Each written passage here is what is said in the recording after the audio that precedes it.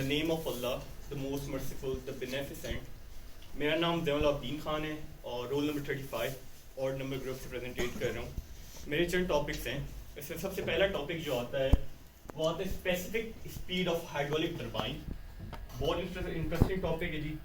ये इसकी वजह क्या है, सबसे पहले हम मज़ीद टॉपिक में डिग इन करने से पहले हम ज़रा एक चीज़ को क्लेरिफाई कर लेते हैं कि स्पेसिफिक स्पीड की ज़रूरत क्यों पड़ती है।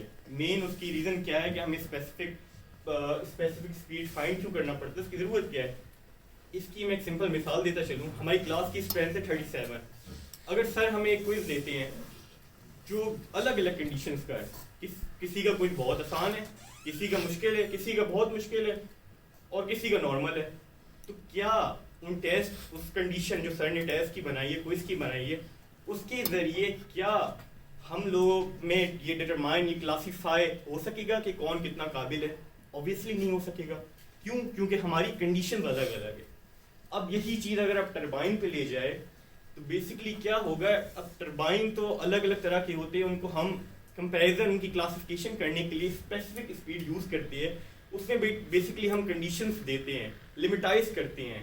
क्या करते हैं, अब एक नया कॉन्सेप्ट और आप लोग अगर अपने माइंड में करें, एक इमेजिनरी टरबाइन को कंसिडर करें, ठीक है, जो कि आइडेंटिकल है एक्चुअल टरबाइन के, but much reduced in size. मगर साइज में बहुत रिड्यूस किया गया है, इतना रिड्यूस किया गया है कि अगर उसको यूनिट हाइड्रोलिक हेड या 1 मीटर हेड प्रोवाइड किया जाए तो वो पावर जनरेट करेगा। कितनी पावर जनरेट करेगा? यूनिट पावर या 1 किलोवाट। और जिस स्पीड पे वो प्रोपेल करेगा इस पावर को जनरेट करने के लिए, वो स्पीड होगी हमारी specific speed of hydraulic turbine. Hope की समझ आ गई होगी। मज़ीद डेफिनेशन में भी यही चीज़ को क्लियरिफाई किया हुआ है। तो डेफिनेशन में वो यही कहता है कि हाइड्रोलिक जो specific heat of hydraulic turbine है वो बेसिकली वो रोटेशनल स्पीड आरपीएम में है जिस पे कोई भी टरबाइन एफिशिएंटली बेस्ट एफिशिएंसी पे वर्क करेगा, ठीक है। और यहाँ पे वही सेम कंडीशन हमारे पास दो है। क्या दो कंडीशन है हमारे पास? पहली ये कि हम उसे हेड जो है देंगे यूनिट हेड। कितना हेड देंगे? यूनिट हेड देंगे। तो अगर वो यूनिट पावर एग्जर्ट करेगा और जिस रफ्तार पे वो करेगा वो होगी हमारी स्पेसिफिक स्पीड। अच्छा, यहां तक कोई क्वेश्चन किसी का? अच्छा, नेक्स्ट पे अब आ जाते हैं इसकी डेरिवेशन की तरफ, इसके फॉर्मूलों की तरफ आ जाती है। स्पेसिफिक स्पीड जो है, अभी ये तो मैं थ्योरी वाइज बताया कि थ्योरी वाइज किस तरह से होता है। अगर हमें कोई भी टरबाइन हो उसकी स्पेसिफिक स्पीड फाइंड करनी हो तो उसके लिए हमें कुछ चीज़ टरबाइन पे पता होता है कि टरबाइन जो है जब उस पे इनलेट से जेट से इनलेट पे पानी आएगा और जब वो रोटेट करेगा तो कोई ना कोई वो स्पीड से रोटेट करेगा। वो जो स्पीड होगी वो होती है एन, उसको डिनोट किया जाता है एन से, ठीक है। अच्छा, रोटेशनल स्पीड एन जो उसकी होगी, जो टरबाइन की होगी जब उस पर वाटर पड़ेगा। उसके बाद अगर हम देख ले पीटी क्या है, पीटी जो पावर है, पावर उस पर लगेगी और ये अंडर रूट है। ये फॉर्मूला कुछ इस तरह से है, rotational speed multiply by power under root power divided by h3/4। h क्या है? यहाँ पे हमारा हाइड्रोलिक हेड है। हाइड्रोलिक हेड बेसिकली उसका भी थोड़ा बताता चलूँ कि हाइड्रोलिक हेड जो है वो बेसिकली क्या है हमारा? हाइड्रोलिक हेड जो है वो डेटम से जो हाइट रखी जाती है, पिज़ोमीटर के थ्रू हम उसको चेक करते रहते हैं। हाइड्रोलिक हेड उससे देखा जाता है, मेजर किया जाता है या रखा जाता है। Next slide please. अच्छा हाँ, और एक और बड़ी मजे की चीज, यहाँ पे अभी इन लोगों ने तीन जो है वो स्पेसिफिक स्पीड की रेंजेस दे दी हैं। सिंगल जेट पैटर्न की दे दी है, मल्टीपल जेट पैटर्न की दे दी, फिक्स टरबाइन की दे दी है। इनकी रेंजेस दे दी है। एक स्पेसिफिक स्पीड का एक और बड़ा अहम रोल है। वो अहम रोल ये है कि इसके जरिए हम एफिशिएंसी का भी पता लगा सकते हैं। किस तरह से? अब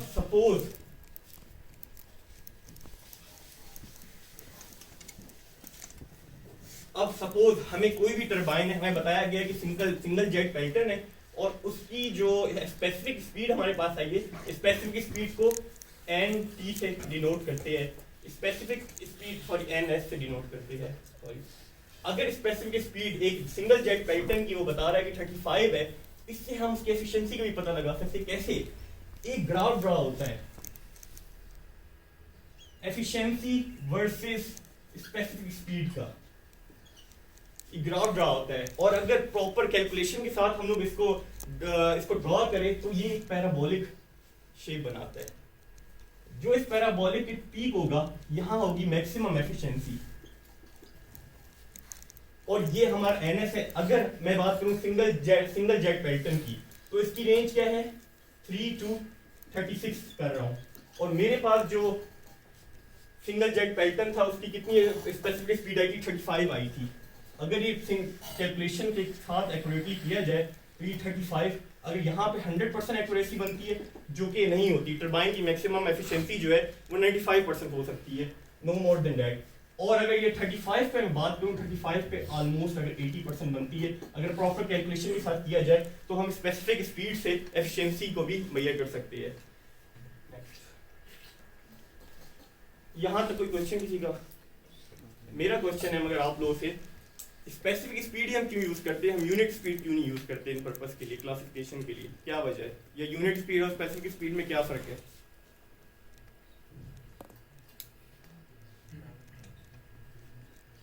तो बेसिकली मैं बताता चलूं कि यूनिट स्पीड हम लोग इसलिए नहीं यूज करते, स्पेसिफिक स्पीड इसलिए यूज करते हैं क्योंकि यूनिट स्पीड में हमारे पास कंडीशन होती है कि हेड जो है, सिर्फ और सिर्फ हेड जो है वो 1 मीटर ही होना चाहिए।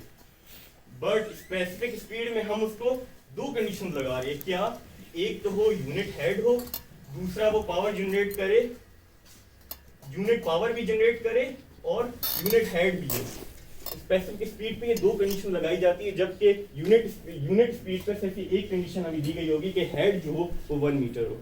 तो ये टॉपिक यहाँ खत्म। नेक्स्ट टॉपिक पे आ जाते हैं। अच्छा, नेक्स्ट टॉपिक को करने से पहले जरा ये एक फॉर्मूला देख लेते हैं। Power produce by jet, jet जो पावर प्रोड्यूस करेगा उसके बारे में जरा देख लेते हैं।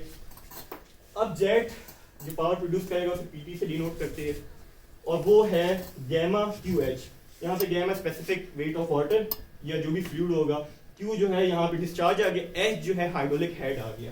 ठीक है, हाइड्रोलिक हेड जो है वो बराबर होता है v²/2g के। अगर हम इस अपनी इक्वेशन में एच की वैल्यू पुट करें तो हमें कुछ ये इक्वेशन ड्राइव होती है। इस इक्वेशन को ध्यान में रख के आगे हम लोग चलेंगे।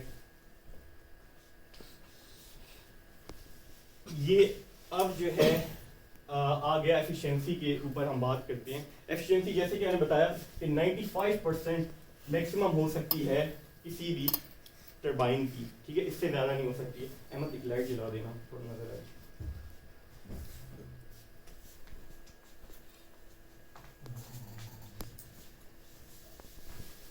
ये टॉपिक थोड़ा सा लेंथी है, इसलिए मुझे थोड़ा टाइम लग रहा है।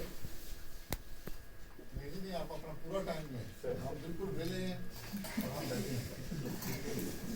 आप कंटिन्यू करें प्लीज पूरा। एक टरबाइन आप कंसिडर करें। टरबाइन से मैं एफिशिएंसी को जरा डिटेल में मैं ब्रीफली एक्सप्लेन करने लगा हूँ। इसके लिए आप एक टरबाइन कंसिडर करें। एक टरबाइन है, ये हो गया शाफ्ट, नजर आ रहा है सबको?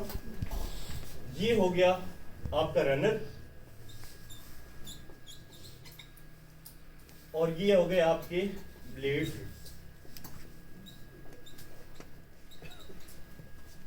ये सारे हो गए। अब यहां से ये हो गया वाटर इनलेट, इनलेट से सिंपल लिख देता हूं मैं। ये हो गया जेट, जेट से इनलेट में पानी आएगा, ब्लेड्स पर टकराएगा, टरबाइन रन करेगा। ये सब चीजें सामने है। टरबाइन, सिंपल टरबाइन की वर्किंग मैंने बता दी है। एफिशिएंसी भी बात कर लेते हैं। एफिशिएंसी क्या होती है कि किसी भी चीज को कितना हम लोग इनपुट पावर दें और उस इनपुट पावर से वो हमें कितनी आउटपुट पावर देगी, वो एफिशिएंसी होती है। नॉर्मली मशीन्स की एफिशिएंसी जो है 100% ज़्यादातर नहीं होती है, एनिमल्स की होती है अक्सर, चूंटियाँ वगैरह, लेकिन इनकी नहीं होती है मशीन वगैरह की। तो एफिशिएंसी पे अब यहाँ पे एफिशिएंसी टरबाइन में 4 किस्म की होती है। यहाँ पे 3 लिखी है बट 4 चौथी भी होती है, वो इधर दिखकर बस हल्का हम लोग करेंगे। पहली हो गई हाइड्रोलिक एफिशिएंसी किसी भी टरबाइन में, दूसरी हो गई हमारी मैकेनिकल एफिशिएंसी किसी भी टरबाइन में, तीसरी हो गई वॉल्यूमेट्रिक एफिशिएंसी जो कि हम फिलहाल डेप्थ में उसकी नहीं जाएंगे, और फिर चौथी होती है ओवरऑल एफिशिएंसी। सबसे पहले अगर हम आ जाए हाइड्रोलिक एफिशिएंसी पे, हाइड्रोलिक एफिशिएंसी को मैं इससे डिनोट कर देता हूँ हाइड्रोलिक एफिशिएंसी बेसिकली क्या होता है, अगर हम वापस इस डायग्राम पे आए, जेट इनलेट पे जो पावर होगी वाटर पावर से जो रनर पे पावर आएगी वो आएगी हाइड्रोलिक एफिशिएंसी पे। मींस कि वाटर पावर हमने दी इनपुट, डब्ल्यूपी वाटर पावर हमने दी इनपुट और रनर पावर उसने दिया आउटपुट। रनर पावर ऑब्वियसली कम होगी, कोई ना कोई फ्रिक्शन यहाँ पैदा होगी तो रनर पे पूरी वाटर की पावर नहीं आ पाएगी, कुछ ना कुछ कमी होगी। एक ये चीज हो गई। सेकंड हम आ जाते हैं मैकेनिकल एफिशिएंसी पे। मैकेनिकल एफिशिएंसी को यहाँ एम से डिनोट कर देता हूं। बहुत अच्छे यार, ये प्लीज जरा गौर करें। ये भाई ने पहले टॉपिक था स्पेसिफिक स्पीड और सेकंड इनका टॉपिक है एफिशिएंसी। ये थोड़े से टफ टॉपिक है, ये जितनी भी प्रेजेंटेशन का हिस्सा है इनमें से थोड़ा सा डिफिकल्ट है, तो प्लीज ट्राई टू अंडरस्टैंड। और मेरा भाई बहुत अच्छे तरीके से गाइड कर रहा है आप लोगों को। यहाँ पे सिर्फ एक चीज़ देखें कि एफिशिएंसी जो है, अगर सिंपल हम एफिशिएंसी को डिफाइन करते हैं तो एफिशिएंसी किसके इक्वल होती है, that is output by input. Output by input, इसी को मेरा भाई आगे लेके चल रहा है, तो प्लीज ट्राई टू अंडरस्टैंड। अब आ जाते हैं मैकेनिकल एफिशिएंसी के ऊपर। Mechanical efficiency first one is hydraulic efficiency. First hydraulic efficiency explain किया कि वाटर पावर इनपुट पे आएगी। वाटर पावर जो इनलेट से जेट से वाटर पावर लग रही है, इधर इनलेट पे जो वाटर पावर लग रही है वो अफेक्ट करेगी रनर को, रनर उस पे चलेगा और कुछ ना कुछ कमी आएगी तो रनर जो है वो आउटपुट पे आ गया, वाटर पावर जो इनपुट पे आ गई। अब हम बात करें, अब रनर पे जो पावर लगेगी, रनर से पावर जाएगी शाफ्ट पे जहाँ पे इलेक्ट्रिसिटी जनरेट होती है। तो अब क्या होगा कि अब मैकेनिकल एफिशिएंसी में हमारे पास इनपुट में क्या आ जाएगा, रनर की आएगी पावर, रनर पावर, ये आर एन सॉरी, नीचे आ जाएगी रनर पावर और ऊपर आ जाएगी हमारे पास, ऊपर आ जाएगी शाफ्ट पावर। चीज क्लियर है? ये रनर पावर हमने उसको इनपुट दी और उसने हमें शाफ्ट पावर जो है आउटपुट, शाफ्ट पावर में आउटपुट आई। अब बात कर लेते हैं थर्ड, वॉल्यूमेट्रिक एफिशिएंसी में छोड़ रहा हूँ उसकी, इसमें क्योंकि नीड नहीं है। अब आ जाते हैं ओवरऑल एफिशिएंसी पे, इसको मैं इससे डिनोट करता हूँ। ओवरऑल एफिशिएंसी क्या होती है कि अगर वाटर इनलेट से डायरेक्टली जो पावर शाफ्ट पे लग रही है वो होती है हमारी ओवरऑल एफिशिएंसी। वाटर पावर जो कि इनलेट पे थी वो एज हम इनपुट ले रहे हैं और हमें शाफ्ट पे डायरेक्टली जो पावर मिल रही है वो हमारी हो गई आउटपुट पावर हो गई। अब इस इक्वेशन को मैं बैलेंस ही रखते हुए अगर मैं ऐसे करूं कि रनर पावर को मल्टीप्लाई भी कर दूं और रनर पावर को मैं डिवाइड भी कर दूं, इक्वेशन पे कोई फर्क पड़ेगा? नहीं पड़ेगा। अब मैं अगर थोड़ी सी एडजस्टमेंट कर लूं इसकी, SP डिवाइड बाय RP कर लूं, इस RP को इधर ले आया और WP को मैं उधर ले जाऊं, multiply by RP divide by WP। अब जरा ऊपर आप अगर आप नजर मारेंगे आपको पता चलेगा कि ये तो आप यही दोनों चीजें बन गई है। तो ओवरऑल एफिशिएंसी हमारे पास SP डिवाइड बाय RP क्या आया था, mechanical efficiency, multiply by RP divide by WP जो कि हमारे पास थी हाइड्रोलिक एफिशिएंसी। तो इसका कंक्लूजन क्या निकला कि ओवरऑल एफिशिएंसी बराबर होती है mechanical efficiency multiply by hydraulic efficiency.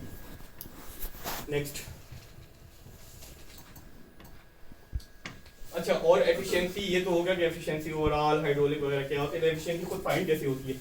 यहाँ पे आप याद करें, मैंने एक वो चीज़ अच्छा यहाँ पे हम लोगों ने एक फॉर्मूला ये किया था, इसको मैंने कहा था याद रखने को, वो ये था पावर ऑफ जेट वाला, ठीक है। तो ये फॉर्मूला हमने याद रखा, ठीक है। और अब एफिशिएंसी फाइंड कैसे करना है, P जो है ऊपर, ये P नॉट जो है हमारा ये हो गया पावर, आउटपुट पावर जो कि टरबाइन ब्लेड से जनरेट होगी, ठीक है। और नीचे वाला ये क्या था, ये पूरा जो था पावर प्रोड्यूस बाय जेट, जो कि हमने एफिशिएंसी से पहले फॉर्मूले को देखा। जब इन दोनों को आपस में डिवाइड करेंगे, ऊपर हो गया P आउट, नीचे ये पूरा आ गया P इन, जो कि बराबर होता है torque multiply by angular velocity, angular momentum divide by rho GH। तो ये एफिशिएंसी फाइंड करने का फॉर्मूला भी हमारे पास आ गया। आगे चलो।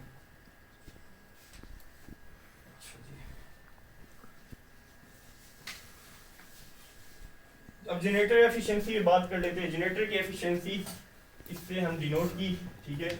इस पे जो है PE over P out, PE over P out. P out इसमें क्या होगा, P आउट जो है हमारा जो टरबाइन का आउटपुट था, जो टरबाइन का आउटपुट था वो इधर जो है एज अ इनपुट यूज होगा। टरबाइन का जो आउटपुट था वो जनरेटर में एज अ पी इन मतलब इनपुट यूज होगा। और P हमारे पास क्या है, P जो है वो बराबर है VI के, और P आउट जो है वो बराबर है टॉर्क और एंगुलर मोमेंटम के। तो जनरेटर की एफिशिएंसी फाइंड करने के लिए फार्मूला था। प्रीवियसली हम लोगों ने देखा कि टरबाइन की एफिशिएंसी फाइंड करने का फार्मूला, और हम लोगों ने उससे पहले एफिशिएंसी की कि ओवरऑल एफिशिएंसी क्या होती है, जो कि बराबर होती है mechanical efficiency multiply by hydraulic efficiency. और उससे पहले हमने स्पेसिफिक स्पीड को देखा। इसके मतलब किसी का भी कोई सवाल, वरना मैं कर लूँगा। सर थैंक यू, अस्सलाम वालेकुम। Thank you sir. किसी और ने नहीं पूछा।